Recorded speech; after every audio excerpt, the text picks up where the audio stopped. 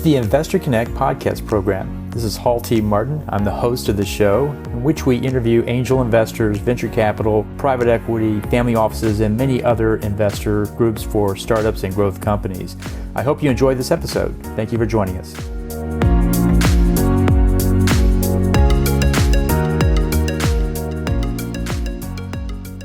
Well, hello, this is Hall Martin with Investor Connect. Today we're here with Sanjay Kalluvilayil, founder and CEO of Stoneha Partners, and also host of the AI Space podcast. Sanjay turns theory into practice for AI startups, guiding them from winning their first clients to scaling operations and preparing for fundraise. Sanjay, thank you for joining us. Thanks, all. Wonderful to be here. Great. So tell us more about the Stonehouse Advisors model. You have an advisory and a fractional CXO support for AI startups. Tell us how that works with scope, engagement structure, and what kind of outcomes are you seeing there? First of all, thanks for inviting me to the show and a wonderful opportunity. I have 30 plus years in consulting and professional services. So I launched my consulting business last year, and I decided my niche would be work with AI founders to grow and scale. My strength is go-to-market strategy and execution. So developing the strategy and how do you execute in the marketplace, right? What's the strategy? What the tactics and activity that need to be done to achieve your metrics and to measure them and build that cadence. But what I found out is when you're dealing with startups, and I was a startup too. I'm sure when you've worked in large companies, Fortune 500, Global 500, okay, the strategy is easy because somebody else is doing the sales and marketing and the lead gen. But if you're an entrepreneur, you have to do that too. You got to put on your CMO hat. So I'm also finding out I've had to work upstream and help a lot of these founders figure out, okay, well, who's my target market? How am I going to get my first clients? And that's a long pole in the tent of anything. Because if you don't figure that out, down the road, you either burning your cash or somebody else's cash.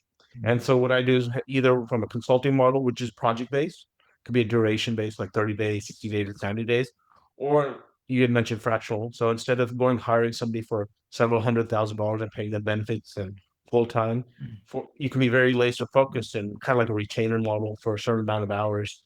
You can pay on a monthly basis for strategic support, basically. Yeah, sounds like a great program. I mean, you have a go-to-market framework that says win clients, convert sales, and scale ops. Talk about the first 90 days of that playbook and what challenges do you see people encounter with it? Yeah, I'll give you an example. I worked with an AI founder. He grew to $1 million organically. Wonderful problem to have, right? But he did that through his relationships and network, right? But at some point, that's not going to scale beyond it. He's giving sales information and scripts to salespeople, lead gen folks in the Philippines, right? But nothing was coming of it. And I said, well, yeah, garbage in, garbage out. So I say, hey, let's take a step back.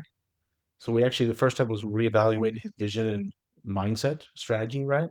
So he was building, and there's a lot of startups that do this, entrepreneurs. They have that lower my tax cost accounting mindset, right? But he wanted to sell in 3 years. I said, well, if you have that mindset, you're not optimizing your revenues and your cash flows for somebody to value your company at a large multiple, right? So that's the first mindset shift, is making sure you're building for valuation. I mean, you know this, right? They're going to look at 5 years of your accounting books and how things are going and say, from 5 years ago, not to make that work. You can't scramble at the last minute, right? So that's the first thing that needs to be figured out. Like, are you building for valuation, right? The next is we looked at his ICP, ideal customer profile. And this is something I had to figure out myself. And he had that in place, but he had 6 verticals. But when you want to scale, you got to get at least one of your target segments. You got to really be able to target them and work with them to grow. So he had 6 verticals, and we picked one, which was SaaS here, and we did a scoring on that to identify why it was the best one for him in terms of reach and value, etc. Right? I won't go into metrics here. And then we actually dove deeper into that one. And because of his ticket size was around 100K to 250K in terms of services, right? So in terms of the revenue size of the company, he's actually targeting too small of a revenue. So he had to go to a higher tier. I think it was like 50 to 75 to $100 million company size. He's going too small. So that's why a lot of the messaging was resonating. So we actually then worked, once we figured out his ICP, we did some client questionnaires, some market research, actually interviewed some of the clients to see, hey, and sometimes your clients or potential clients or prospects are the ones that are going to tell you, are you actually solving a pain point that they're willing to pay for on a repeated basis? If you aren't solving a pain point that somebody's willing to pay for on a repeated basis, there's something wrong, right? It's not like, when you're watering the lawn Mhm. and there's 5 knots in the water hose, all the way from lead gen to actual sales, you got to get all the knots out, right? So Mhm. people have all the pieces in place, but sometimes the knots are, you open up those knots, right? So we got his, and then we work. I won't go into details here, but we worked on his offer, we worked on his messaging, and based on that, we thought we had something that resonated with his target base. And we also changed the mindset in terms of just being outbound. How do you become a lead magnet? How do you get people to come to you and reach out to you? So we developed some of those assets too. And now he's working on his sales campaigns. And his goal is, once he gets a little bit of revenue in, to bring me on a fractional basis as a chief growth officer or some sort of business development type activity, right? But the key thing is figuring that out. How do you build that structure, that foundation to drive revenues?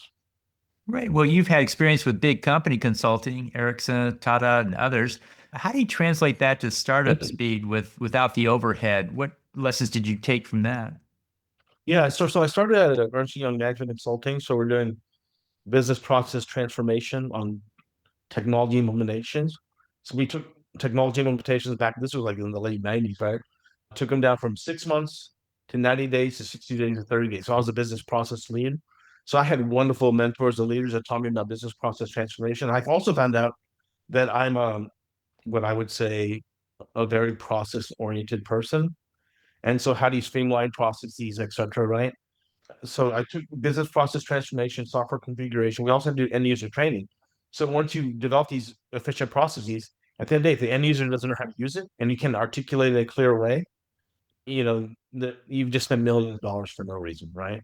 And so that mindset is okay. You got to have an efficient process, but also the end user has to be able to understand it and use it in a meaningful way, or there's no results, right? And that's a key thing.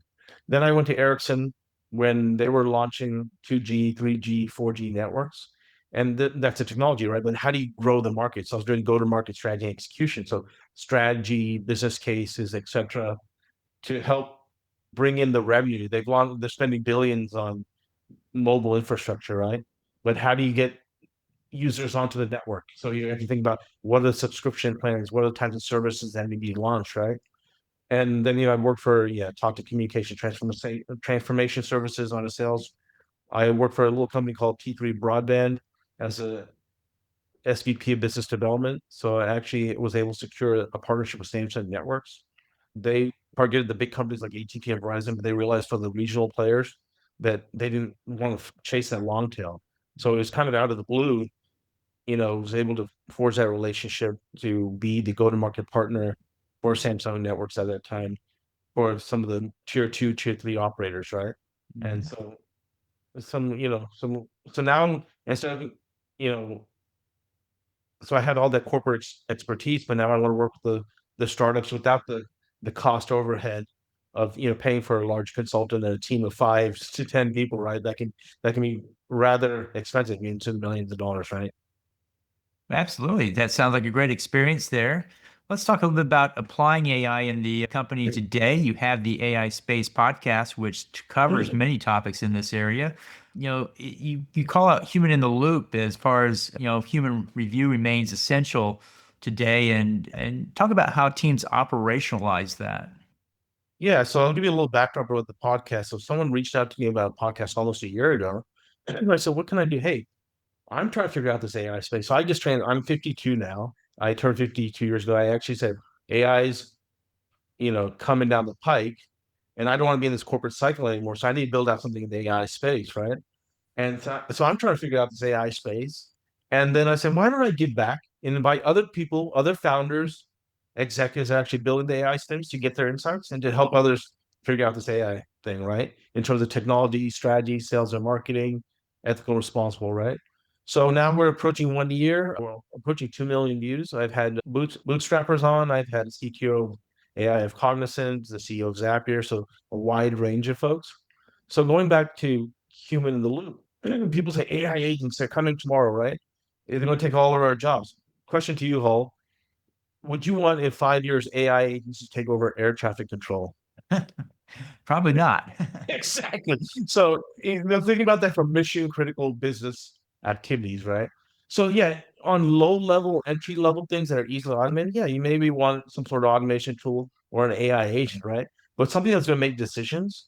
But I say this on the podcast, in the human world, there's the principal agent problem. You're owner of a company, right? Right. And you hire people who are your agents or managers or other folks, and they may have their own agenda, right? Just like a salesperson, their agenda may be, hey, I want to go to vacation to Miami, or I have other incentives, versus they may not be aligned with the corporate objectives.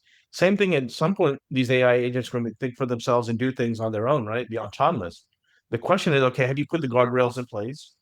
But at some point, if it's a very important decision, you probably at this point want a human to be that check and make sure something doesn't go off the rails, right? For example, I think there was a car dealership where somebody's dealing with a chatbot, and somehow someone was able to get a deal for the chatbot for this super expensive SUV that cost maybe $100,000 plus for like $40,000. And the chatbot says, "Don't take these backseats," right? So that's not a good situation to get into, and they're legally bound to sell that expensive SUV, premium SUV for that price, right? So those are just some examples. Well, great. Well, let's talk a little bit about compressing sales cycles and improving retention in AI products and services. How is AI different from non-AI products in this respect? So I think the way AI tools, I think the tool's only as good as the data that you put into it. And at some point, you need a domain expert to build these tools, right? If you don't have the domain expertise, right? Just if I gave, a 16-year-old kid a Ferrari, right? And they hadn't taken their driving lessons yet, it's not going to do any good, right? So I think you have to clearly, before you get into any tool, you have to understand what your objectives are and what are the processes. And it's like going back business trend. Well, so if you got 10 steps, what can be done more efficiently, right? If you without any tool, are there things that you can change some steps, remove some steps? So now if you add a tool on AI, can it make it go faster? Can it make it more efficient, right? Mhm. But then when you get into AI, into something like AI agents or automation, instead of having manual processes or having an entry level person putting in the data, right? Now, if it's automated and it's been tested to be able to streamline where the agent does it automatically and does all the checkpoints. Yeah, you may even compress something that's going from 2 weeks to maybe 3 days, or something from 3 days to an hour, right? And I think those are things that need to be figured out, but it's not something there's no easy button. There's no magic. I mean, it takes some time to configure that and make that work. And going back to human in the loop and making sure things change, right? And businesses are a living organism. Things change, environment changes, and you got to make sure that whatever tool you're doing is adapting to that, right? And then going back to the retention portion is, are the challenges when we're dealing with any large companies, can we contact them? Are we waiting online for 30 minutes, 45 minutes, right? Are there things in terms of chatbots or other tools that can get access to information and give us access or find solutions in a very meaningful way, right? I don't have time to go on Google and spend 15 minutes reading PDFs and finding solutions. And sometimes as an entrepreneur, I'll go to a chatbot like an LLM, Chat GPT, or say, give me step by step directions to do X, Y, and Z in this tool, and it'll list it out for me. And I just saved hours and can do something in 15 minutes, right? Yeah, no, that's great. Yeah, I mean, on the AI Space podcast, you talk to a lot of AI leaders. What are you hearing from them about the go-to-market in 2025 and 26? What's the top of mind for those guys? Yeah, I think what's resonated is, first thing we always talk about is it's great to have a vision or dream, right? But ideas are dynamism. And you have to focus on the right actions to get the right results. Before you get to any sort of technology, it's really that mindset about I mean, same thing with my podcast. It's like, it's not fun, but posting every day, being consistent every day. So before you get into anything like that you have to have that mindset. But then also, I think the low hanging fruit in terms of AI is really the things that can be automated or you can add values like lead generation, automating your sales campaigns, right? Enriching that data, maybe doing some research onto your prospects to find out what's your background, what are the things that may resonate with them, if there may be news clips out there in terms of what they're trying to solve. They just raise some funds, they're going to deploy in the market, right? Trying to understand potential needs and where you can solve that, right? And the next level I would say is automation, right? In terms of how do you make things more efficient? And I think one thing we got to think about is not only just reducing headcount by 10x, which a lot of companies are doing. You're seeing a lot of layoffs right now, Mhm. 10,000, 13,000 big companies, right? Meta, Google, UPS, Amazon, etc. Right? I think we also have to figure out how do we get 10x more out of our employees, not squeezing them. And I'm not talking about squeezing them, making them be much more productive in a meaningful way without adding a lot more hours and making the work environment a lot better. I think that's where we need to get to. And then also based on the conversations, I think we need to think a lot more about the risks of AI, the potential risks, and making sure that there's governance and framework models in place to, there's a lot of unintended consequences, right? And AI could be an existential threat to humanity at some point if we don't build it responsibly, right? That's a good point. But let's talk about community and service. I mean, you have board and service work that is shaping your leadership approach with founders. How do you find it impacting your advice to them? Yeah, I think, in the past, I was on the board with My Possibilities, and they were working with folks that have young people that have, development disabilities, right? And so when they turn 18, what do they do, right? Are they trained to go into the workforce? What happens when the parents leave, right? And I think people are surprised because I didn't have any family members or kids with those issues, but I wanted to give back and use my talents in a meaningful way to help them grow. I think what I've learned with this podcast is unintended consequences. I thought I'd give back and by doing that podcast, right? But it's turning into something that's almost turning into a full-time job for me that actually having fun. I'm unlocking, and then when you do it, when you're giving back, there's unintended consequences. You actually, when something's meaningful, it a lot of times it unlocks things that you don't may not see in a corporate environment. By doing this podcast, I'm unlocking a creative side of me because I'm doing thumbnails, titles, I'm using AI tools, AI animation. So sometimes I think it's good to explore different things, but and the net result is unintended consequences is that the byproduct is you may see a different side of you that you're not even aware of. Well, great. Well, let's talk about how AI is different for the go-to-market teams than before, in the hiring profiles, the sales solutions, the engineering blend, and the fractional leadership you might be bringing in. What's different with AI this time? I think it requires a different mindset because one example is some of these large companies that have been doing some of the layoffs, at least one of the reasons they felt like some of the employee base could not transition into the AI. And I think and that's a tough thing, right? And, I think, I'm in my 50s now and I'm learning AI. So I'm not necessarily, I'm not in my 20s or 30s, right? I think it requires a different mindset. You have to be able to adapt and learn. And I don't think you can use AI. There's some studies out where a lot of the AI projects are not returning return on investment because a lot of times people say, we're doing AI just for an investor to hike the valuation. Where it's not doing anything meaningful because if you're not doing AI, I think you got to find the bottlenecks in your business. So what are the bottlenecks? Is it lead gen? Is it your operational efficiency? Or is it going to be something that's going to create an impact, right? And that's where I think when you go into you say how we're doing AI differently, the successful companies are the ones that are going to figure that out. Either you're removing a bottleneck or creating impact. Otherwise, you're going to be, like I said earlier, you're going to be spending a lot of money and burning either your cash or somebody else's cash at the end of the day, which is not a good scenario for anybody. Okay. Well, let's talk about raising funding for AI companies. How are the metrics different and what kind of customer traction story do we tell?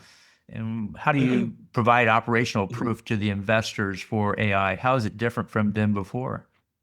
Well, unfortunately, I think in some cases, people are throwing money at AI, right? And so if you're in a certain group or an accelerator or what have you, right? So those are those cases, right? But for people like me, I figure I didn't want to raise funds. I'm bootstrapping whatever I'm doing.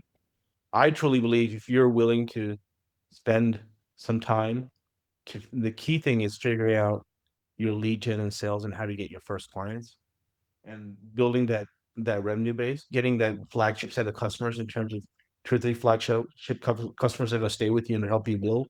And I think you have to figure that out and get to your 10, 100 clients. So I'm not going to go the traditional way how people do it.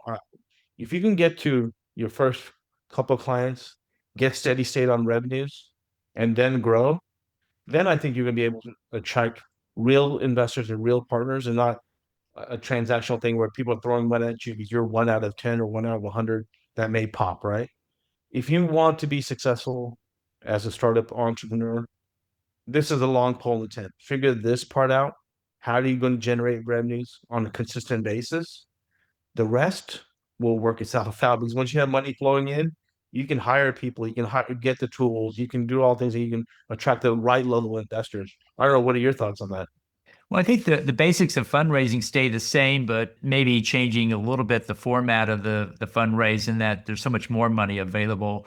There's so much more money available that some people actually take it. But we have to think about, are we going to be able to give them the metrics they want for the money they're giving us? If not, well, maybe we shouldn't take so much and dial it back a little bit to achieve the goals that you're talking about.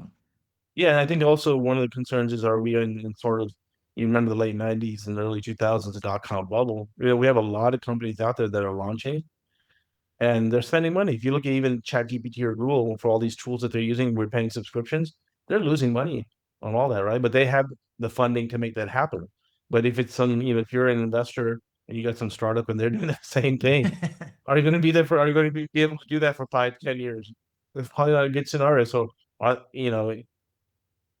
mean, not everyone's going to be Amazon where they can lose money for multiple years and then be profitable, right?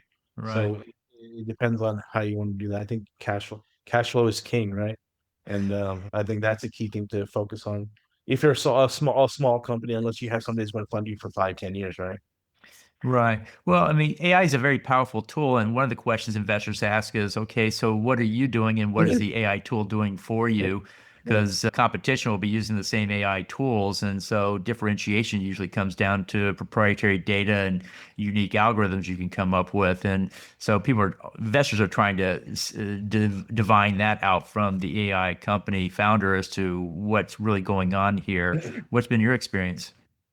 Well, I think there is some point, but I think when a lot of these models came out, that was the case. But now a lot of them, even like these vibe coding tools, they're using the same underlying model. It's either Cloud Code or another LLM, right? So I think it goes back to, people forget, are the people that come into the have domain expertise.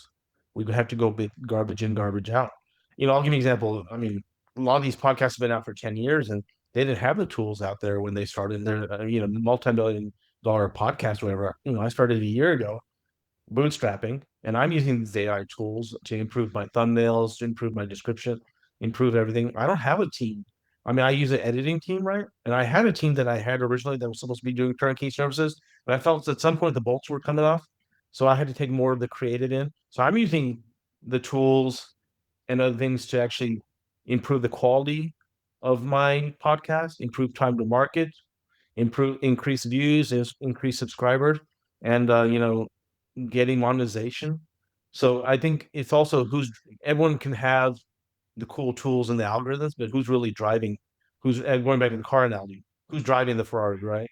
Is it an F1 racer or a 16-year-old kid at the end of the day, right? Mm-hmm.